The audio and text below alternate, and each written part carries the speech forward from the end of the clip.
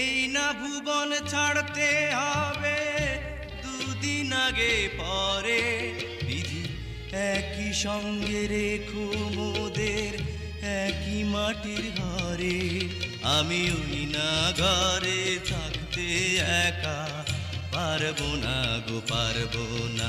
তারে এক জন্মে ভালোবেসে ভরবে না মন ভরবে না। আমার সারা দেহ খেয়ে গো মাটি, ও এই চোখ দুটো মাটি খেয়েও না। আমি মরে গেলেও তারে দেখার স্বাদ মিটবে না গো মিটবে না।